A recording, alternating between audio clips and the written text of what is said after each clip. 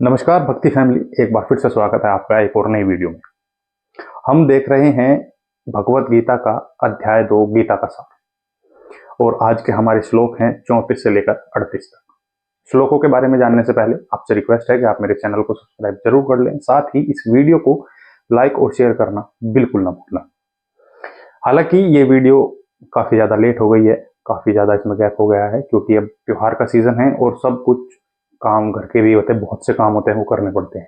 खैर, आज के श्लोकों में हम जानेंगे कि किस तरह सारी चीजें आत्मा का वर्णन करने के बाद अब भगवान कृष्ण अर्जुन को युद्ध करने का और आदेश देते हैं। वो उन्हें कहते हैं कि तुम सिर्फ युद्ध करो, क्योंकि अगर तुमने युद्ध नहीं किया तो अपयश की प्राप्ति होगी, और अपयश एक सम्मानित व्यक्ति के लिए मौत से भी बढ़कर है।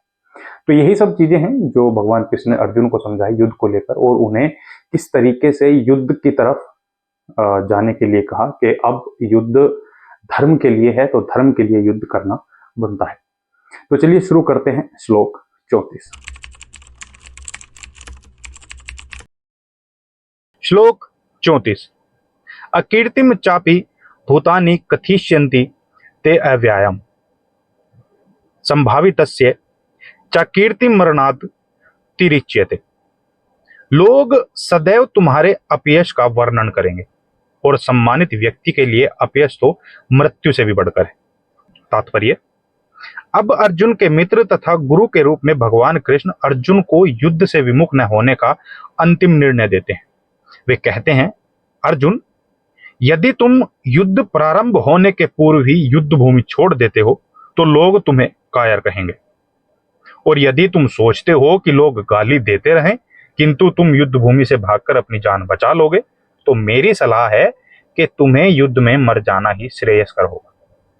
तुम जैसे सम्मान्य व्यक्ति के लिए अपकीर्ति मृत्यु से भी बुरी है, अतः तुम्हें प्राण भय से भागना नहीं चाहिए।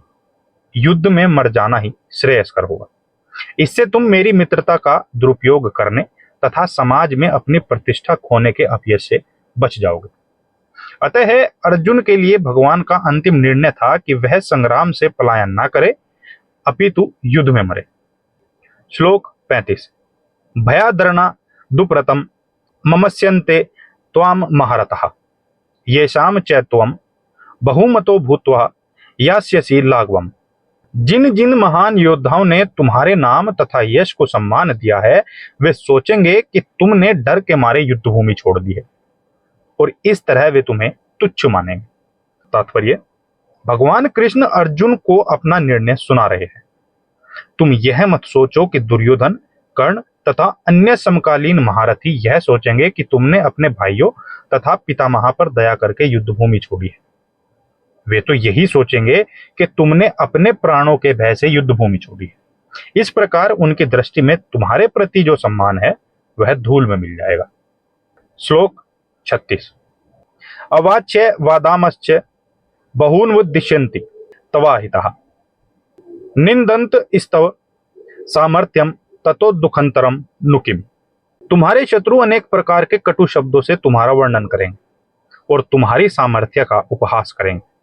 तुम्हारे लिए इससे दुखदायी और क्या हो सकता है।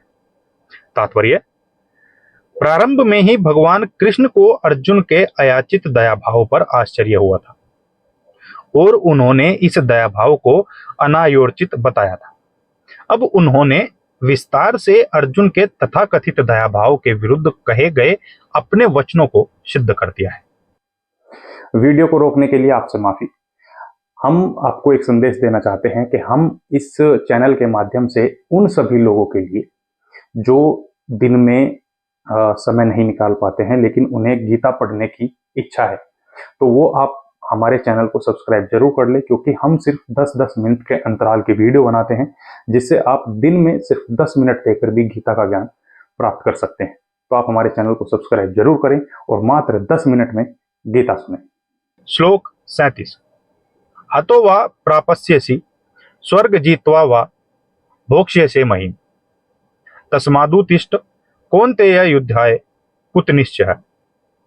हे कुंती पुत्र, तुम यदि युद्ध में मारे जाओगे तो स्वर्ग प्राप्त करोगे, या यदि तुम जीत जाओगे तो पृथ्वी के साम्राज्य का भोग करोगे। अतः दृढ़ संकल्प करके खड़े हो और युद्ध करो। तात्पर्य, यद्यपि अर्जुन के पक्ष में विजय निश्चित न थी, फिर भी उसे युद्ध करना था, क्योंकि यदि वह युद्ध में मारा भी गया तो वह स्वर्गलोक हो जाएगा। श्लोक 38।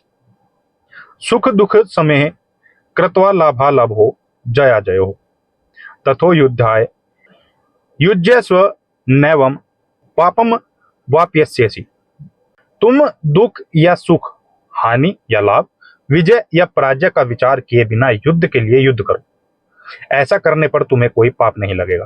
तात्पर्य, अब भगवान कृष्ण प्रत्यक्ष रूप से कहते हैं कि अर्जुन को युद्ध के लिए युद्ध करना चाहिए, क्योंकि यह उनकी इच्छा है। कृष्ण भावनामृत के कार्यों में सुख या दुख, हानि या लाभ, जय या पराजय को कोई महत्व नहीं दिया जाता। दिव्य चेतना तो यही होगी कि हर कार्य कृष्ण के निमित्त किया जाए, अतः भौतिक कार्यों का कोई बंधन नहीं होता। जो कोई सतोगुण या रजोगुण के अधीन होकर अपनी इंद्रिय तृप्ति के लिए कर्म करता है, उसे अच्छे या बुरे फल प्राप्त होते हैं। किंतु जो कृष्ण भावनामृत के कार्यों में अपने आप को समर्पित कर देता है, वह सामान्य कर्म करने वाले के समान किसी का कृतज्ञ या ऋणी नहीं होता। भागवत में कहा गया है, देवऋषि भूताप्त नृणाम पितृणाम न किंकरो नायमृणी च राजा सर्वात्मना यह शरणम शरण्यम गतो मुकुंदम परिहत्य कृतम। जिसने अन्य समस्त कार्यों को त्याग कर मुकुंद श्री कृष्ण की शरण ग्रहण कर ली है, वह ना तो किसी का ऋणी है और न किसी का कृतज्ञ, चाहे वे देवता, साधु, सामान्य जन अथवा परिजन, मानव जाति या उसके पितर ही क्यों ना हो। इस श्लोक में कृष्ण ने अर्जुन को अप्रत्यक्ष रूप से इसी का संकेत दिया है। इसकी व्याख्या अगले श्लोक में और भी स्पष्टता से की जाएगी। तो देखा आपने किस तरीके से भगवान कृष्ण ने अर्जुन को समझाया कि जब बात धर्म को लेकर हो तो उसमें सुख दुख, हानि लाभ या विजय पराजय की सोच नहीं रखनी चाहिए।